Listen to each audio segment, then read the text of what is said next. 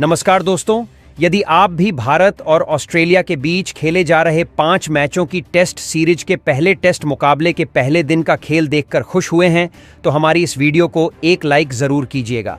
दोस्तों, आज हमारी इस वीडियो का लाइक टारगेट सिर्फ 500 लाइक्स का है, तो दोस्तों वीडियो को दिल से लाइक जरूर करें। दोस्तों, जैसा कि आप सभी जानते ही हैं कि फिलहाल अभी भारतीय टीम ऑस्ट्रेलिया के दौरे पर है, जहां भारत और ऑस्ट्रेलिया के बीच 5 मैचों की टेस्ट सीरीज खेली जा रही है, जिसका पहला मुकाबला आज से शुरू हो चुका है।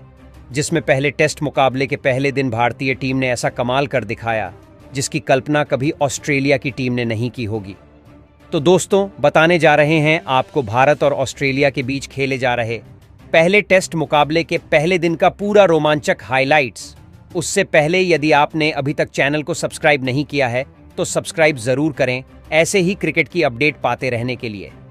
तो दोस्तों, भारत और ऑस्ट्रेलिया के बीच 5 मैचों की टेस्ट सीरीज का पहला टेस्ट मुकाबला पर्थ क्रिकेट स्टेडियम में खेला जा रहा है, जहां टॉस के लिए सिक्का उछाला गया। तो टॉस ऑस्ट्रेलिया के कप्तान पैट कमिंस ने जीता और टॉस जीतकर पहले गेंदबाजी करने का फैसला किया और मेहमान भारतीय टीम को पहले बल्लेबाजी के लिए आमंत्रित किया था, जहां भारतीय टीम की तरफ से आज पारी की शुरुआत यशस्वी जायसवाल के साथ के एल राहुल ने की। जहां इस मुकाबले में इन दोनों ही बल्लेबाजों के कंधों पर अपनी टीम को एक बेहतरीन विस्फोटक ओपनिंग शुरुआत दिलाने की बहुत ही बड़ी जिम्मेदारी थी, जहां इन दोनों ही बल्लेबाजों ने इसे बखूबी निभाकर दिखाया। जहां मुकाबले की शुरुआत में ही के एल राहुल ने पहले ओवर में ही 2 शानदार चौके और एक बेहतरीन गगनचुंबी छक्का जड़ टीम के लिए बेहतरीन शुरुआत करी और के एल राहुल ने अपना इंटेंट का साफ जाहिर कर बता दिया था कि वह कैसी बल्लेबाजी करने वाले हैं। तो वहीं यशस्वी जायसवाल भी कहां किसी से पीछे रहने वाले थे। दूसरे ओवर में उन्होंने भी एक चौका और एक शानदार छक्का ठोका और इस ओवर में 12 रन बटोरे भारतीय टीम की यह जोड़ी विस्फोटक अंदाज में बल्लेबाजी कर रही थी। जहां जायसवाल और के एल राहुल की बल्लेबाजी देखकर ऑस्ट्रेलिया के गेंदबाज और कप्तान के पसीने छूटने लगे थे। ऑस्ट्रेलिया के गेंदबाज अपनी गेंदबाजी में हर एक बदलाव कर रहे थे जो उन्हें करनी चाहिए थे, लेकिन उनको कुछ भी समझ में नहीं आ रहा था कि एल राहुल और जायसवाल जहां किसी को भी नहीं छोड़ते हुए आसानी से बड़े शॉट खेल रहे थे। और ऐसी ही तूफानी बल्लेबाजी करते हुए इन दोनों ही बल्लेबाजों ने 7 ओवर में ही अर्धशतकीय साझेदारी करते हुए भारतीय टीम को 50 रनों का आंकड़ा पार करा दिया था। इन दोनों के द्वारा ऐसी बल्लेबाजी देखने को मिल रही थी जैसे आज T20 मैच खेला जा रहा हो। ऐसे ही 8वें ओवर में जोश हेजलवुड की पहली ही बॉल पर के एल राहुल ने एक और छक्का ठोक दिया। इसके बाद तीसरी बॉल पर चौका ठोककर जोश हेजलवुड के होश उड़ा दिए थे और फिर के एल राहुल यहीं नहीं रुके। उन्होंने ओवर की आखिरी बॉल पर भी एक बेहतरीन छक्का ठोक ऑस्ट्रेलिया के खेमे में हड़कंप मचा दिया कि एल राहुल की तूफानी विस्फोटक बल्लेबाजी मैदान पर कोहराम मचा रही थी। वहीं दूसरी तरफ यशस्वी जायसवाल का बल्ला भी जमकर आग उगल रहा था और उन्होंने 10वें ओवर में मिचेल मार्श को आड़े हाथों लेते हुए इनके ओवर में 2 बेहतरीन छक्के और एक शानदार चौका लगाकर ऑस्ट्रेलिया को बैकफुट पर ला दिया था। ये दोनों ही टेस्ट मुकाबले को T20 की तरह खेल रहे थे और ताबड़तोड़ विस्फोटक अंदाज में ऑस्ट्रेलिया के गेंदबाजों की जमकर कुटाई कर रहे थे। एक तरफ से के एल राहुल का बल्ला मैदान पर तूफान मचा रहा था, तो दूसरी तरफ यशस्वी जायसवाल अपने अलग ही अंदाज में बल्लेबाजी कर रहे थे। जहां 11वें ओवर में 2 बेहतरीन छक्के ठोककर के एल राहुल ने अपना विस्फोटक अर्धशतक सिर्फ 40 गेंदों में ही पूरा कर लिया था। साथ ही उन्होंने भारतीय टीम को 100 का आंकड़ा भी पार करा दिया था।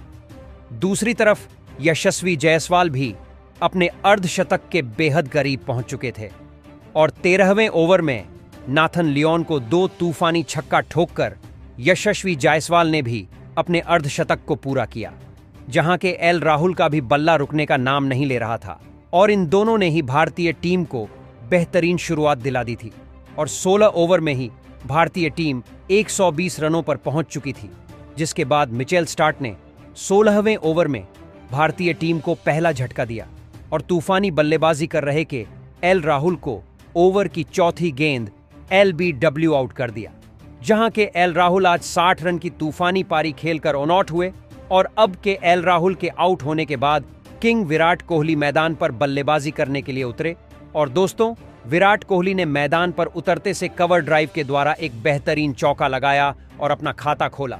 इसके बाद तो कोहली का बल्ला यहीं नहीं रुका और उन्होंने एक तूफानी छक्का ठोका और भारतीय टीम को 150 रनों के पार पहुंचाया। अब विराट कोहली ने यशस्वी जायसवाल के साथ साझेदारी बनाना शुरू कर दिया था और अपनी टीम के स्कोर को आगे बढ़ाने लगे थे। जहां विकेट गिरने का कोई भी दबाव भारतीय बल्लेबाजों ने अपने ऊपर नहीं लिया था और कोहली ने आते से ही बड़े शॉट खेलकर इसको साबित कर दिखाया था। इसके बाद अगले ओवर में यशस्वी जायसवाल ने एक बार फिर हाथ खोले और 3 बेहतरीन चौके नाथन लियोन के ओवर में ठोक दिए थे। जहां यशस्वी जायसवाल अपने शतक के करीब बढ़ रहे थे, तो वहीं भारतीय टीम से 200 रनों का आंकड़ा कुछ ज्यादा दूर नहीं था। 20 ओवर में भारतीय टीम का स्कोर 182 रन हो चुका था।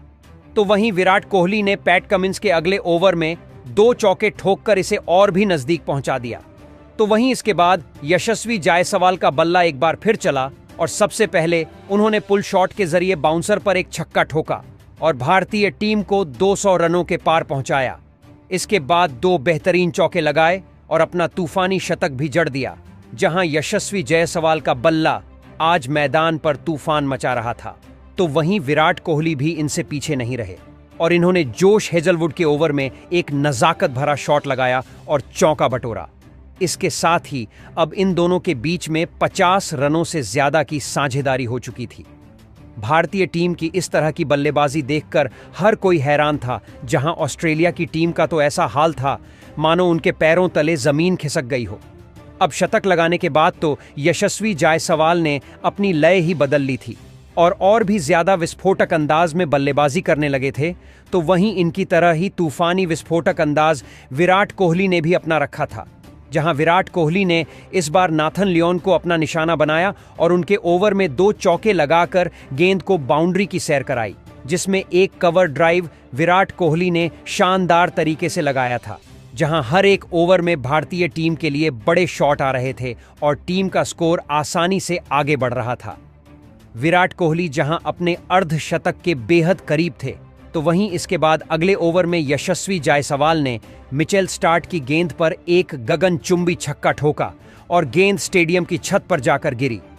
इस प्रकार इन दोनों ने मिलकर भारतीय टीम को 250 रनों के करीब पहुंचा दिया था और दोनों के बीच अब 70 रनों से ज्यादा की साझेदारी हो चुकी थी। लेकिन अगला ओवर लेकर आए पैट कमिंस ने भारतीय टीम को तगड़ा झटका दिया और ओवर की दूसरी ही गेंद पर यशस्वी जायसवाल को जोश हेजलवुड के हाथों कैच आउट करवाकर पैवेलियन की राह दिखाई। जहां यशस्वी जायसवाल बेहतरीन 117 रन बनाकर आउट हुए और जब यशस्वी जायसवाल आउट हुए तो लंच की घोषणा कर दी गई। इस दौरान भारतीय टीम ने 216 रन बना लिए थे और विराट कोहली 45 रन बनाकर क्रीज पर मौजूद थे। तो वहीं लंच के बाद मुकाबला शुरू हुआ, तो विराट कोहली का साथ निभाने मैदान पर बल्लेबाजी करने के लिए सरफराज खान आए और सरफराज खान ने आते से ही भागकर 2 रन लिए और अपना खाता खोला।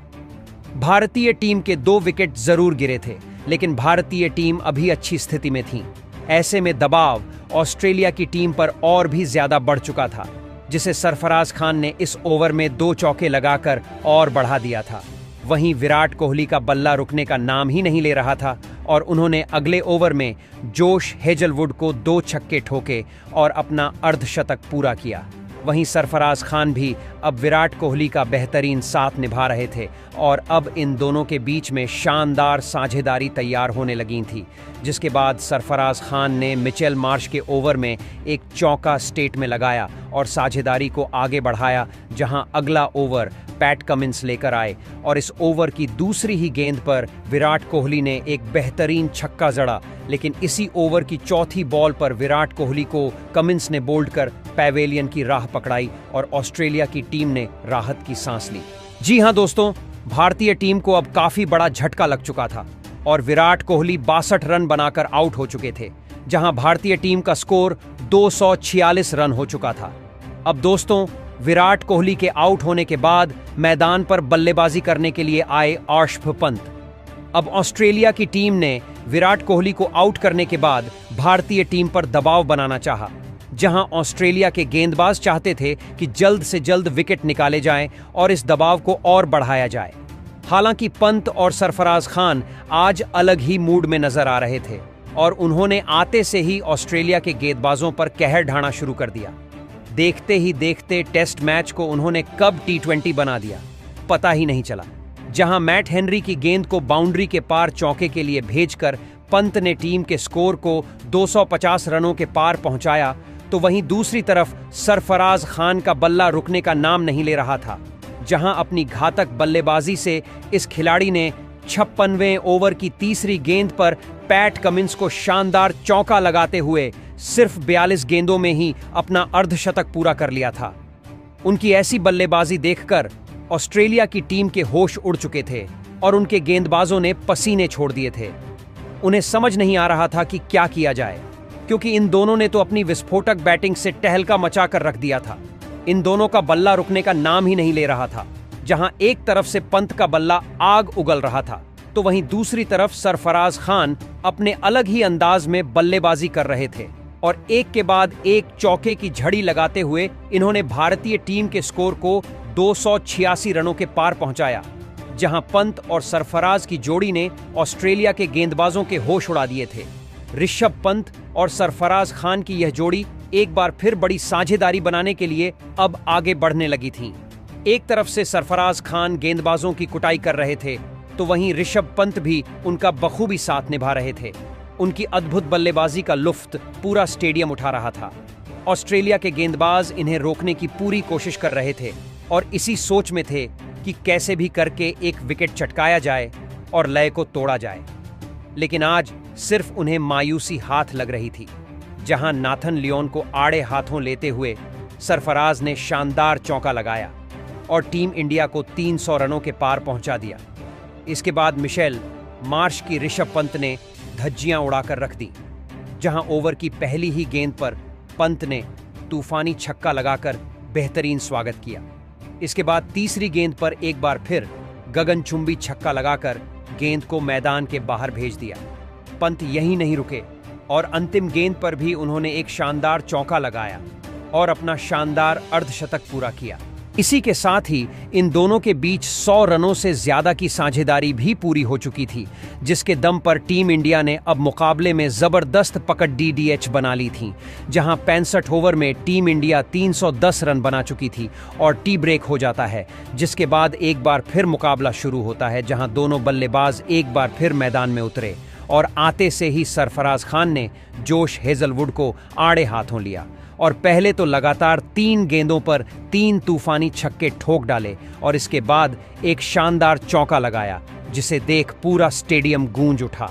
जिसके बाद ऋषभ पंत ने भी अपने हाथ खोले और बड़े शॉट लगाना शुरू कर दिया। जहां इन दोनों की बल्लेबाजी देखते ही बन रही थी, जिसे देखकर सभी खुश थे। जहां ऑस्ट्रेलिया की टीम विकेट निकालने की हर संभव प्रयास कर रही थी, लेकिन विकेट निकालना इतना आसान नहीं था। जहां इस दौरान सरफराज खान एक शानदार चौका लगाया और अपना शतक पूरा किया। साथ ही भारतीय टीम को 350 रनों का आंकड़ा भी पार कराया। वहीं दूसरी तरफ से ऋषभ पंत ने भी अगले ओवर में 2 बेहतरीन चौके ठोके और अगले ही ओवर में एक चौका सरफराज खान के बल्ले से भी निकला। हालांकि शतक ठोकने के बाद सरफराज ज्यादा देर तक टिके नहीं रह पाए। जहां ऋषभ पंत और सरफराज खान के बीच 132 रन से ज्यादा की साझेदारी हो चुकी थी, जिसे मिचेल स्टार्क ने तोड़ा और अपने टीम के लिए एक बड़ा विकेट हासिल किया। सरफराज खान 106 रन बनाकर अपना विकेट मिचेल स्टार्क को दे बैठे, जिसके चलते यहां टीम इंडिया को चौथा बड़ा झटका लगा और जब सरफराज खान आउट हुए तब 340 रन का स्कोर भारत की टीम का हो गया था। जिसके बाद ध्रुव जुरैल बल्लेबाजी के लिए मैदान में उतरे और ऋषभ पंत का साथ निभाने लगे। दूसरी तरफ ऋषभ पंत बेहतरीन बल्लेबाजी कर रहे थे। हालांकि दिन का खेल खत्म होने में ज्यादा समय नहीं बचा था और यहां से भारतीय टीम को एक बेहतरीन साझेदारी की जरूरत थी।